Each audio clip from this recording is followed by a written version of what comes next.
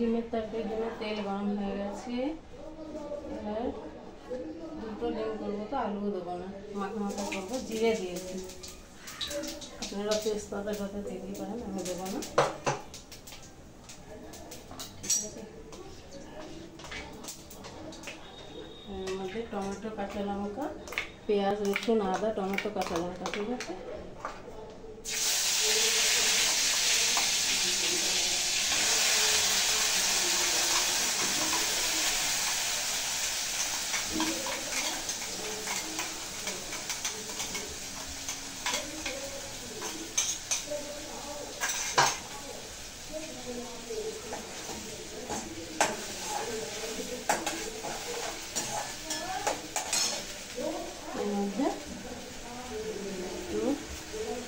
দুটো ডিম তো বেশি দেবো না। দিয়ে দিয়েছি, একটু জিরে গুঁড়ো দিয়েছি,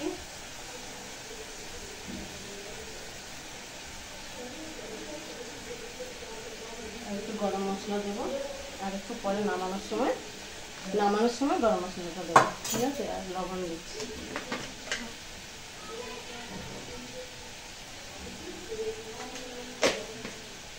এবার কষাবো, দেখতে থাকুন। মশলাটা হয়ে গেছে,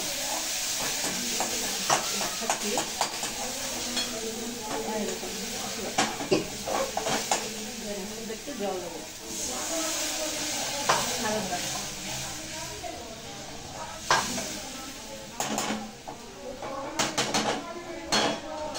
আর ডিম দুটো দিয়ে দেবো।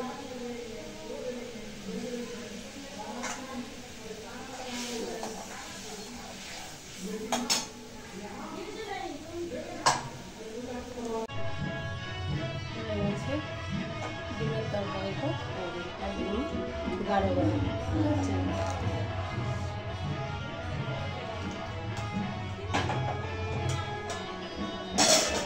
ডাল আছে তো, সকালে রান্না করেছিলাম ছোলার ডাল, খুব টেস্টি। ভাত হয়ে গেছে, বড়া হয়ে গেছে, এই যে বড়া করেছি। আর এই এটা ভাতের বড়া, বুঝতে পেরেছেন?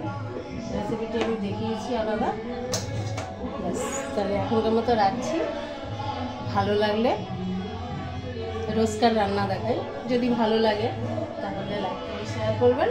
আর রোজের একটা করে রেসিপি দেখাই, ভালো লাগবে। ঠিক আছে, দেখবেন। ঠিক আছে, টাটা রাখছি, বাই। ভালো থাকবেন, সুস্থ থাকবেন।